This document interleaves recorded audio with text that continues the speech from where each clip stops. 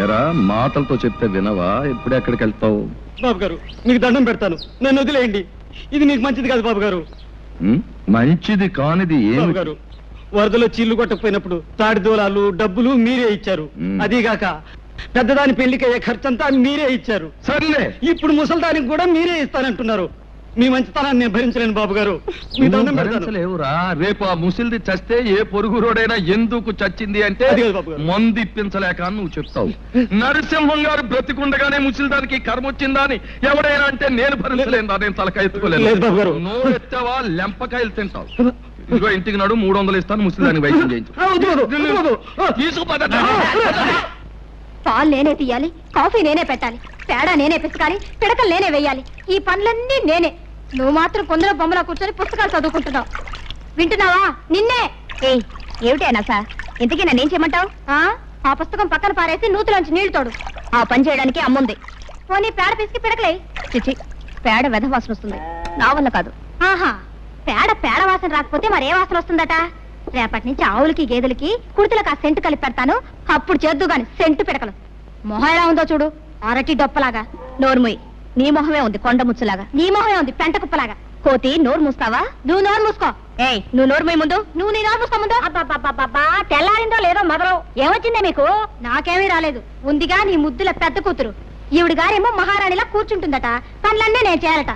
అసలు నాకు తెలియకడుగుతాను, ఏమిటి ఈవిడ గారి గొప్ప? దాని సంగతి నీకు తెలుసు కదే. నువ్వు చేయగలిగినంత వరకు చెయ్యి, మిగతా పనులు నేను చేస్తాను. ఏమిటి అక్క చెల్లెళ్ళు ఇద్దరు చెట్టుపట్లు ఆడిపోతున్నారు? నువ్వేమైనా అన్నావా? అయ్యో, ఏమన్నా అంటే ఊరుకుంటారు మీ పిల్లలు.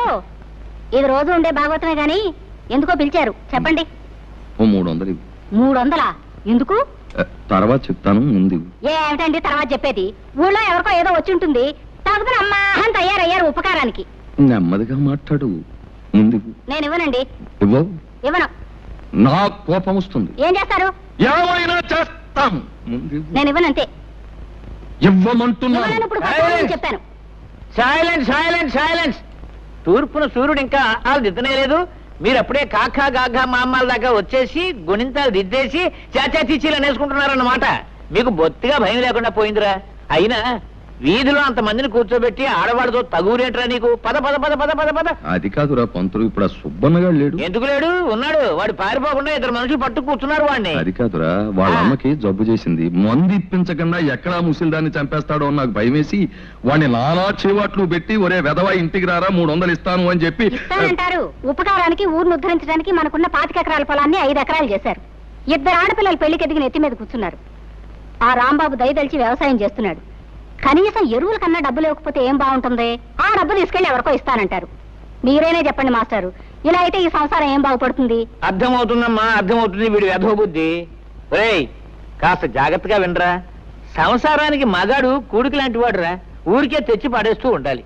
భార్య గుణకారం లాంటిది, భర్త తెచ్చిన దాన్ని రెట్టింపు చేస్తూ ఉండాలి.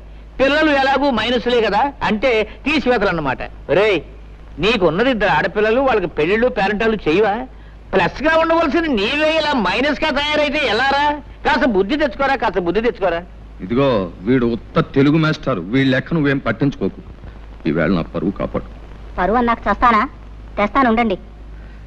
జానకి, బావకు టిఫిన్ పట్టుకెళ్ళమ్మా. పట్టుకో. అదే మరదల పిల్ల సరిగ్గా సమయానికి వచ్చావే. ఇవాళ ఏరువా కదా, నువ్వు పూజ చేసి కొబ్బరికాయ కొట్టిన నాగలికి ఎదురుగా వచ్చావంటే ఈ ఏడాదంతా బంగారం పండిస్తానే. మరీ అంత బంగారం పండితే తిండి గింజల కోసం జనం ఇబ్బంది పడిపోతారు గాని, ఇదిగో ఈ టిఫిన్ నీకిమ్మని అమ్మిచ్చింది. ఇది తినేసి నీ కొబ్బరికాయ నువ్వే కొట్టుకో. అదే కుదరదే, ముందు దీని సంగతి తెలుసుకోడా. అవతల నాకు చాలా పనుంది, నేను వెళ్ళాలి. నీకు అసలు బుద్ధిందా? చెట్టిందా బావగారిని, కాబోయే మొగుడు గారిని నోరు తెరిచి కొబ్బరికాయ కొట్టమని అడిగితే నాకు అవతల పనుందని వెళ్ళిపోతావా? తిమిరిగా ఉందా? జాగ్రత్తగా మాట్లాడు. కాబోయే మొగుడట ఎవరు చెప్పారు నాయన? ఒకళ్ళు చెప్పేదటే ఏంటది? దీని ఇష్టం వచ్చిన మాట్లాడితే నువ్వు నా మేనమామ కూతురివి, కాబోయే అత్త కూతురివి. ఇదిగో నీకు కూడా తెలియకుండా పెళ్లి చేసుకునే అధికారం నాకుందా? మోటు మనిషివి నువ్వు. సరసానికి నీట్గా ఉంటే కుదరదే, మోటుగానే ఉండాలి, అప్పటికైనా అంద. ఆగలే, దేవుడి చెరువులో తీసుకురా, ఆ తర్వాత నేను వస్తా. పదండి, చేసుకుని పలహారం చేసుకోండి. పోండి. ఎక్కడికి నువ్వు? మళ్ళీ ఏమొచ్చింది? ఇక ప్రేమగా టిఫిన్ తెచ్చిందనివి తిరిపించే బాధ్యత లేదు. తిరిపించా చాలే సబ్బడం, కోరికలు కోట్లు దాడుతున్నాయి. నాకు పనుంది, నేను వస్తాను.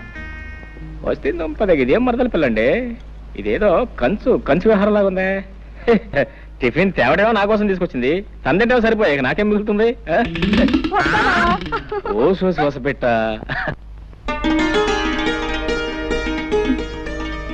రావుడు రావుడు గారు షావుకర్ కొబ్బరికాయలు డబ్బు పంపాడా? సాయంకాలం తెచ్చిస్తానన్నాడమ్మా. నన్ను వెళ్ళి వెంకని పిలుచుకో. అలాగేనమ్మా.